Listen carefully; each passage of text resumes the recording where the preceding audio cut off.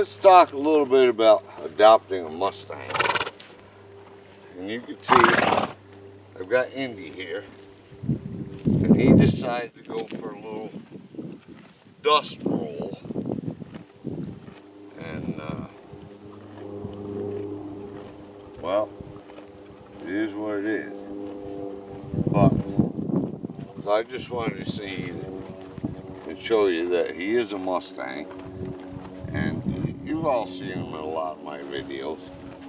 So one thing I'm gonna tell you is, like, adopting a Mustang, there's a lot of things you need to take in consideration, and one of them, first and foremost, you know, how skilled are you as a trainer. The other thing is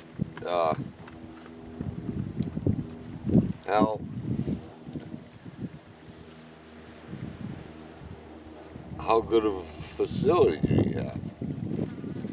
So, you know, if you're not very experienced and you got the right kind of facility and you want not so much of a project, well, by all means, adopt a foal. But that wouldn't be my recommendations, and I'll tell you why. First off, a foal hasn't been out and about, so if you get a foal, it'll be a few years before you can ride it. I don't ride them as 2-year-olds. So as far as his story goes a little bit, he was either adopted as a yearling or a foal. I'm not sure. I didn't meet him until later, when he was about 2.5, I think.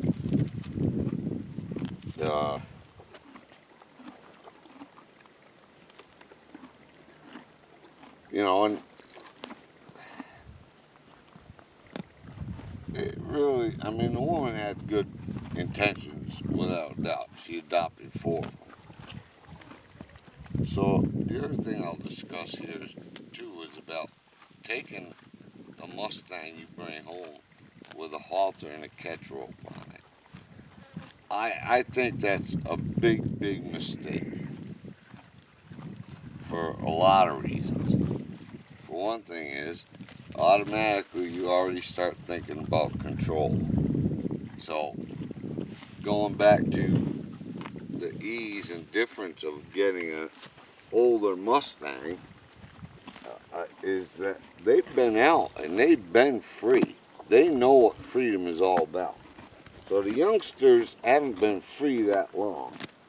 Certainly they know what it's like to be free a little bit, but they're much easier to gentle. But the other thing is, a 4-year-old horse, he's already been out there. He's traveled miles. His feet are developed, his body is developed, and he's got a lot of experience with different terrain, which is a huge factor. And I'll tell you why. Part of his story is that he doesn't have that. You know, a lot of people say, well, they've made comments.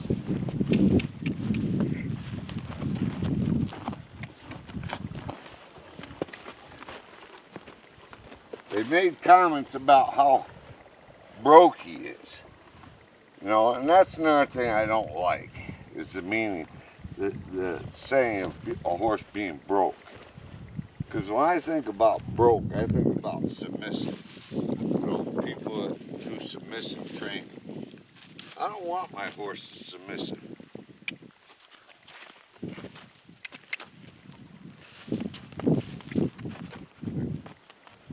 So,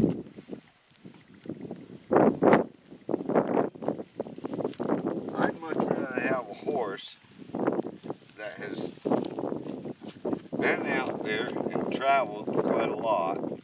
I don't know what you can see here. Come here. Come here.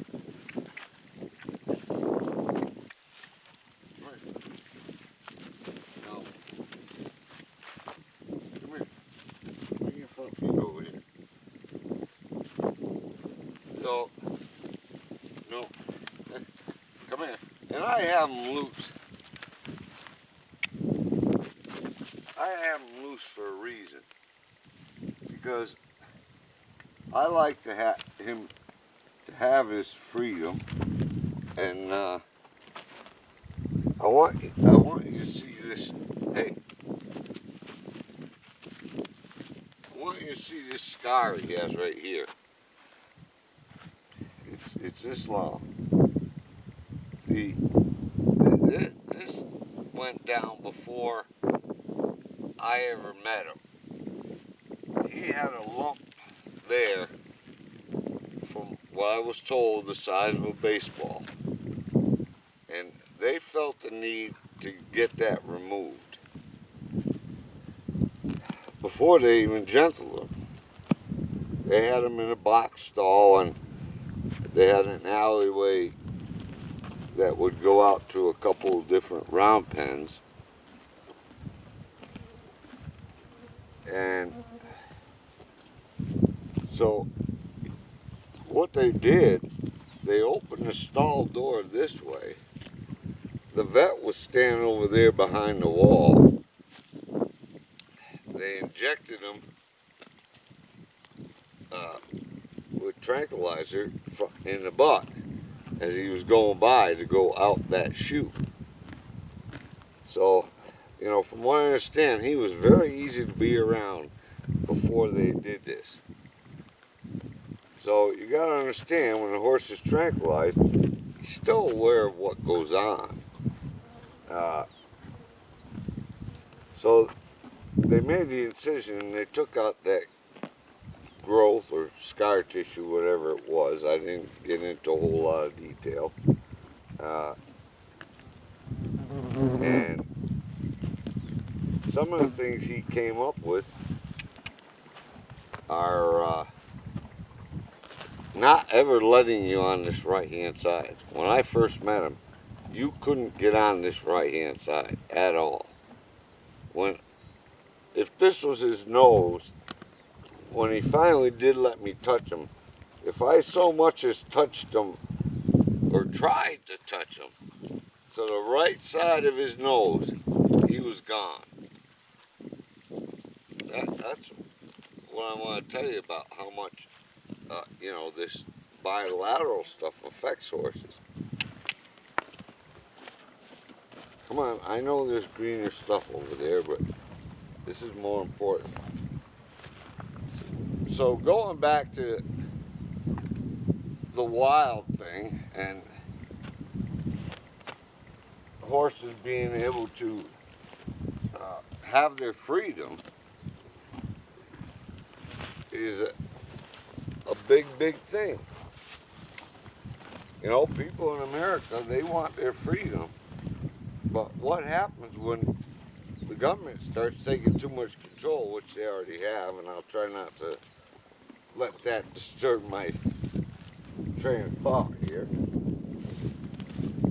But they're certainly, yeah, they can be taught submission, but you're gonna, if you get into some of them older ones, you're gonna get some of those older ones that will fight you all the way. So that's why I like this oval pen and not putting any control on a horse.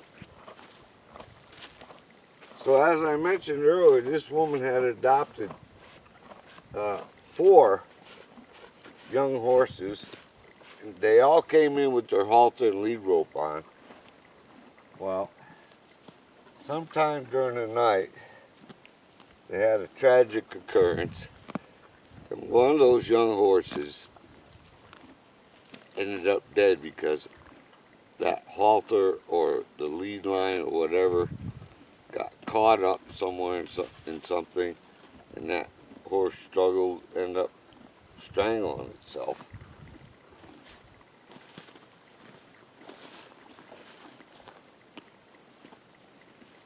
So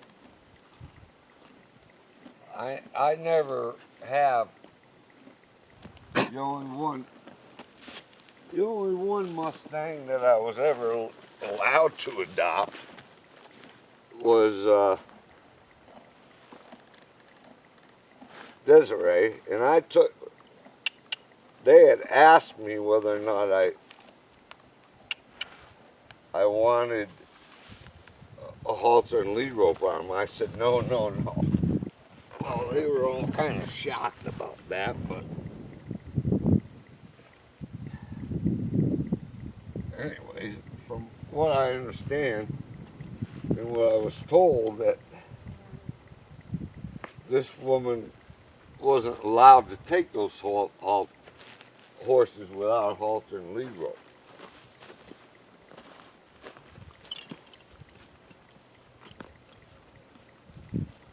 So another thing I'll tell you about him and some of the comments people have made about him being dead broke. He's far from being dead broke. He's still a green horse. I've only had him for, well, only. Hey, get over here. Get over here. I've had him since 2012. You know, you're talking 6.5 years now. And he's far from being dead broke. Yes, he has a lot of ground experience. He's done a lot of videos with me. He's had a lot of people on his back. But he hasn't gone anywhere. So that's what he's lacking in experience.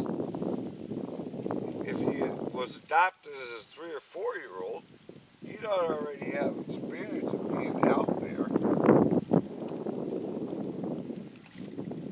And he doesn't have it, even with me. I did take him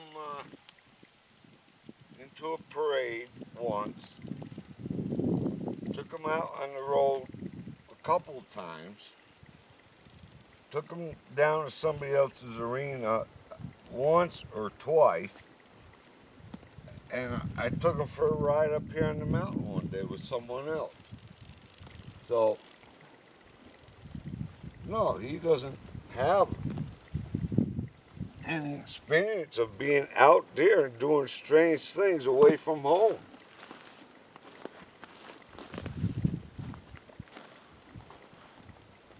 Which is a huge factor.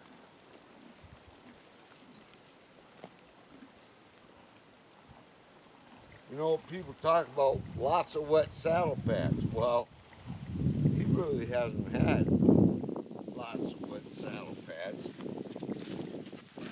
I mentioned to you that yes, he has been saddled hundreds and hundreds of times in my videos without ever having anybody, hey, stop me, your butt's plenty big enough. Get back here.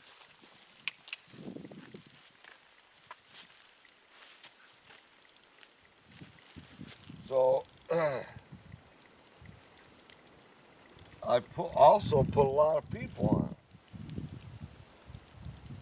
it. Inexperienced people. Because I want him to experience how some people that have never even been on a horse have been on it. I want them to experience what it feels like to be on a horse. But I also want him to experience the feeling of people that are probably a bit nervous. So he knows what quite a few different people feel like. Relaxed people, nervous people that have got to get relaxed. And you can see the difference in him when he gets relaxed. But it took me a long time because of that lack of balance. I was training him at their barn twice a week. and then he's being handled by other people for another 5 days a week. Well, it lacks balance. The other thing is, they had a square cornered arena. So eventually the woman, she is wise about horses in a lot of ways. But most of her training is submissive type training. And the way horses get handled over there.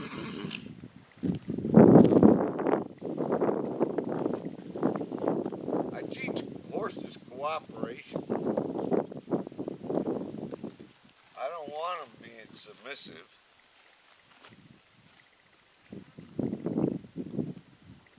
And that's why I saddle him at liberty a lot to show people. Even though he's got stuff in here he can eat, which is because this place isn't getting used.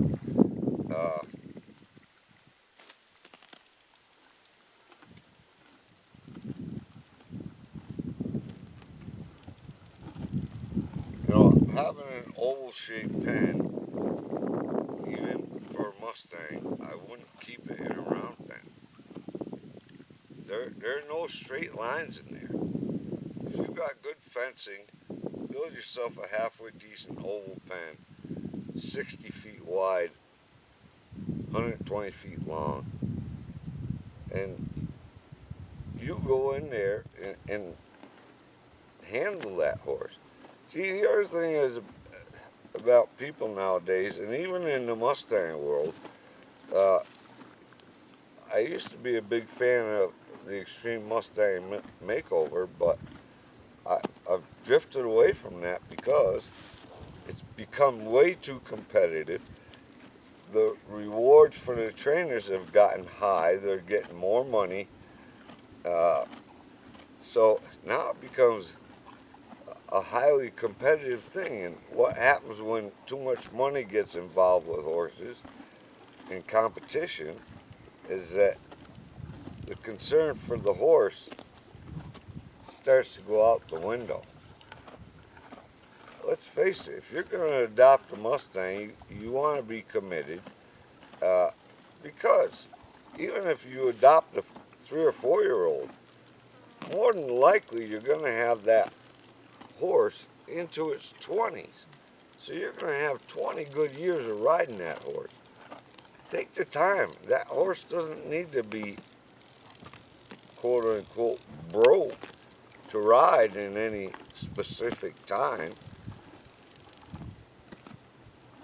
And then again, when you adopt a foal, well, you're not going to ride them, if you've got any conscience at all, at least till they're 3, and then the minimum amount of riding then. But there's 3 years of no traveling on those feet.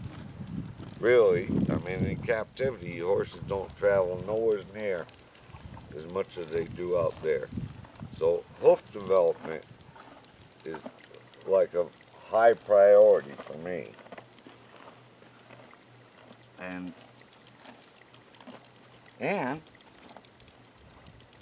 I like a horse that has the experience of being out there. It helps a lot when you don't have to give that horse the experience, especially if you're in a situation like me where I ride, if I do ride nowadays, it's always by myself. And that's why I don't go out as much anymore. I'm getting old. And to have to deal, especially out here, it's a lot more wilder country than being back east. He himself has really never been a problem around equipment, machinery, a lot of things like that. It's more or less people because of what happened to him in his early ages of life with that, being locked in a stall a lot of the time and allowed only a certain amount of turnout during the day. But I've never had any qualms. Yes, he's been handled and saddled enough and been gotten on him that I don't worry about doing anything as far as saddling him and getting on him goes, because he's loose. If he was having trouble with it, his head would be way up. He'd be nervous. You would feel all that tension in his body. So I am going to get on him here just to move him around a bit. But yeah, see, 6 years of him not being out there,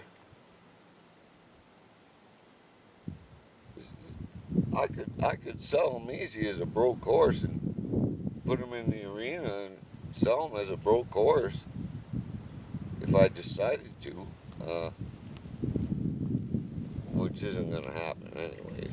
But people would suck right into that, and then they'd go off riding like a bunch of fools anyways, because you just changed the horse's environment, you just changed owners. Just because one man can kiss a woman doesn't mean the next man that comes along can kiss a woman. You know, they're used to the person that had owned them and had ridden them. So now you got the horse living in a different place. You got a different owner. Things can change in a heartbeat.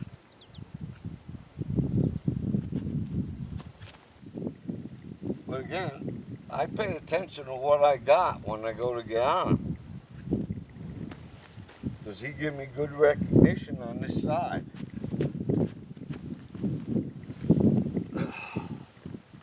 And I always will check the horses backwards.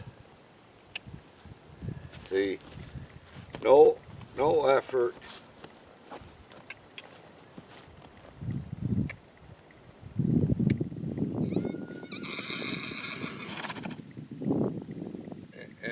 And that exhaling, he's okay with it. He's paying attention to me.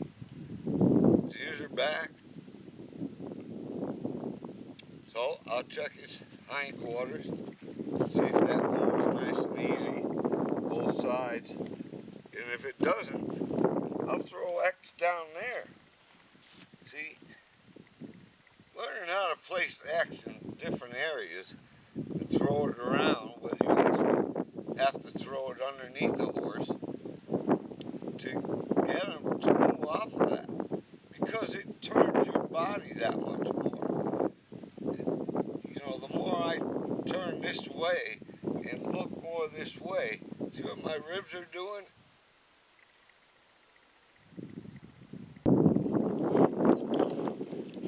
But anyways, adopting a Mustang is a great thing. They make great horses. Don't try to control them. Establish little things at a time, and things will go great. You certainly don't want to be overly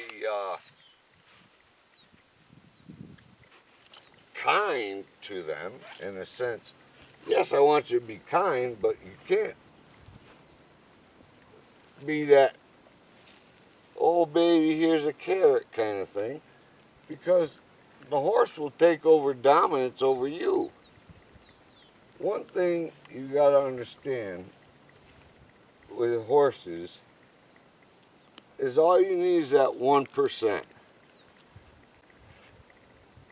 The horse has 50 or 49% of the decisions and things that happen in his life. And when it gets down to brass tacks, who makes the final decision? It needs to be you.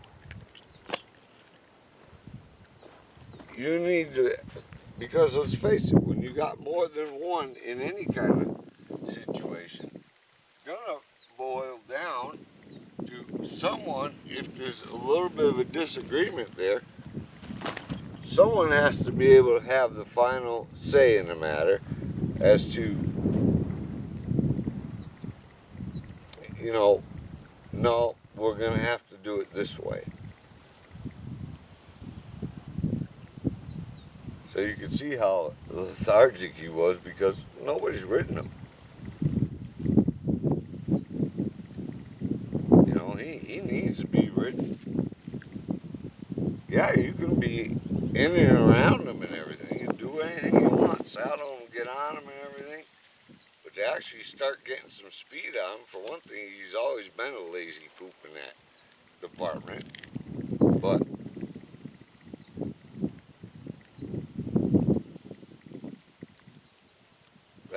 that's what you'll end up with. So yeah, it's good. If I take him out and ride him, it's gonna be a lot of dang work. For one thing, he'll get buddy sour right off the bat once I leave this place. So his feet aren't gonna want to move at all, really. So it's gonna be a lot of work for me. So don't kid yourself with what you see in a horse when you go to look at him. There's a lot of things this horse will do for me here at Liberty and everything. Doesn't mean he'll do it for you. Alright. So I really